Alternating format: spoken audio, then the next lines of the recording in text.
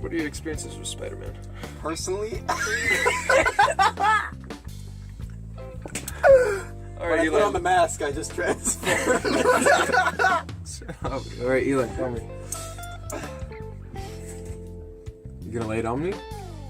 I mean, it's a generic question though. How do you experience Spider-Man? He's the base. So, like, what are your memories with Spider-Man? I feel like Tobey Maguire is the one and only true Spider-Man. I feel like Tom Holland, very, very close second. Andrew Garfield, his movies are very much alright. Yeah. Well, let me get it started. So my experiences with Spider-Man were more like along the lines of somewhere to look up to, where I was being bullied a lot because I was different. I didn't have, friends. I was four-eyed. I was really smart compared to my other classmates, so I wasn't able Your to. class was forking dumb. They were forking dumb. Flipping silly. Come on, guys. They were so flippin' silly, dude. I couldn't even hang out with the cool ones because you're not allowed to spend time with people outside of your grade level. Oh was my so gosh. dumb. Our school was so dumb. Alright, so anyways, I remember just being smarter and all that, and then I was always bullied because of it. So having Spider-Man, someone that was like that, like me, it was really relatable. And I could always, as sad and depressed as I got, I always thought, well, Spider-Man got up, he always survived through. Spider-Man never stayed down. Yeah, dude. What about you, Shoe Shoe? My experience. What do I think? You should of come it? into frame. Am I okay? I'm gonna crawl up in here.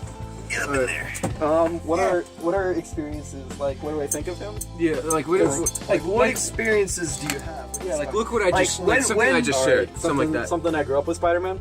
I don't know. Like I kind of had a similar. Like I never really. I'm not super the in the kind of guy. Oh shoot! I need to get the camera. I'm not super the kind of guy to look up to people. Like I'm not like, oh dang, that guy should have changed my life. I just don't think that's the kind of person I am. But I do kind of like But I didn't know much about Spider-Man. I just thought he was a normal guy. And then we saw Spider-Man 2, Amazing Spider-Man 2. It was hit on the nip. And he's like, Spider-Man's my best friend. I'm like, hey, me too. Spider-Man's also my best friend. Do you remember when he was like, hey, you bake a cake for me? Of course. His friends. Exactly. And so, I don't know. I just kind of like the ways. I like his thought process. I don't know. I think he kind of acts how a man should act. Yeah. Did you ever realize that in Spider-Man: The Homecoming, there's no Gwen Stacy? There's no Gwen Stacy. But there never isn't. Like, look at him probably. Something about that really bothers me. Yeah, I know. Ever And the fact since, that yeah. I'm gonna be honest. Ever since I realized that, I've not liked Homecoming, and I realized that Homecoming like 2 was weeks ago. I've always loved Tobey Maguire, and I always loved that character set. The Joker or the Goblin in that movie. Shut up. I got there. The Goblin in that movie is just so much better. I think you mean and, you got there. Get it? Them. Got Where? them. Got where? the character set in that movie in the Tobey Maguire We make the Spider-Man. Batman joke. Alright, So character set as in like cast? just the cast The casting that and all they that? had specifically for Spider-Man 1, 2, and 3, the originals, the ones with Tobey Maguire. Yeah. It's just so much better. Yeah, that's what I was thinking. The Goblin, the whole story behind the Goblin is so much more understandable. Well, not necessarily understandable. relatable to you. It's like, oh yeah, I totally relate to that. My friend's an arch nemesis of mine too. I was somebody point a gun at you, you'll be like, oh. About that, I yeah. don't know, my opinions is to me they're all kind of the same because the first two movies feels more like Spider-Man to me, but I think they're more bland than Homecoming.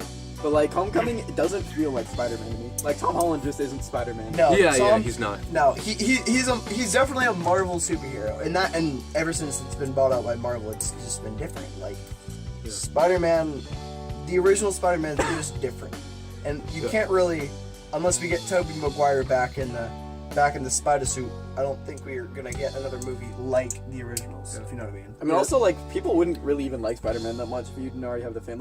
Homecoming was good, but I wouldn't say it was better than, Ant-Man, you know? Yeah. No. So think about it like this, right? So the director of Homecoming, as I read in interviews and such, said that the only reason they kept out Uncle Ben in the origin story was because it's already been done so many times before.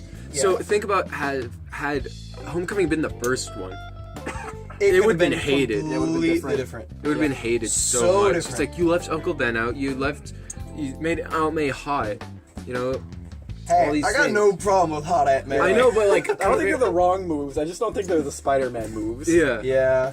I really hope that he's not in the like in home, Far From Home, where he's not down with this relationship with Aunt May, because I think it'll be more interesting, like kind of like how a kid does with the stepfather, where you're like, I'm not really into him, I don't really like him, not like how I did my dad. Yeah, You know like, what I'm saying? I don't think Tony Stark definitely should not be getting it in there with Aunt May. No. Yeah, I'd support that. Dude, have you? Okay, let me. I do not support that. All right. Pepper's So, have you nice, ever thought about but, this, right? So when we watch Homecoming, at the very end of it, Pepper Potts shows up, right? Yeah. And she sounds like she's reading off a script. Like Robert Downey Jr. I forget is Iron Man. I forget that he's not Tony Stark. I forget that, because I'm like, oh, dude, he's Tony Stark in real life. He's the same person. There's no difference, right? Yeah. But then I watch Pepper Potts, and she's like, what are you doing? Where's the kid? And he's like, he told him to leave. What are you doing, Happy? Why did you tell him to go? And it's like, dude, she's reading off a script. She's not passionate about this. Why are you here? Yo, since we're on camera, I want to call this for Infinity 4. Tony Stark's gonna die and Pepper's gonna be the new Iron Woman. No And way. she's gonna be F.E. male. Get it? Because she's Iron. So don't we have more places to go with this interview? Can we make this a podcast? Alright, so Eli, tell me, how did the Green Goblin affect you as a person? Were you inspired by what the Green Goblin did to, No, to where you are today? I was Are the you more of a opposite kingpin kind of guy? I Are you thought more the of whole- a overweight kind of guy? You like the thick boys? Personally, I like Mysterio, where y'all think I'm a good guy, and then at the end I'm like, hey, I actually planted bombs in your rectum. What is wrong? Just as an example of... Dude, I honestly really like Green Goblin because one of the big He's such things, a good character. so and the for me- tech that he had was Yeah. just so cool. One of the best things about Spider-Man, and the reason I don't like Spider-Man 2 as much as I do Spider-Man 2002, which is the first one, Yeah. is purely because I do not get this sense of emotion and eviction from where where the power of the sun is in the palm of my hand. He wants to further himself within his own professional career rather than Oscorp failing if he doesn't get this, and his whole thing, fail. shoot flip. Yeah, where his, flop. yeah, where his Oscorp is going. You feel me? Hey. Yeah, I don't know. I like just- the dynamic with his son too, where his son became the Green Goblin. Yeah. And like he was good at the end too. I thought that was. Yeah, I thought that was really cool. Honestly, okay, I'm gonna be honest right here. My favorite actor ever is probably James Franco. James Franco's he's pretty damn awesome. He's Yeah. in so many good movies, and He's a funny guy, and I also really like Tobey Maguire. Tobey Maguire. Look at how he was Nick in Gatsby. It was so great. It's like See, I never saw the Nick in movie. Gatsby? yeah, he was Nick. Oh, I didn't know and the that. best part about it is like he's just the same exact person. He's super awkward. He doesn't feel like he should be there. And it's like it's just Peter Parker. It's just Spider-Man 4. The movie when I was a kid and I saw that, like I understood the book a lot better. See, I had Tom Coudal, the Legend of Saints. He is the Honors English 1 teacher, and he just he pointed out so many things about that book that just weren't even close to obvious. It was like, that book is so good. What, Great Gatsby? Yeah, there's Yeah. so much symbolism in it. If you've read it before, go back and read it again, and just look at Gatsby as a new type of person, specifically,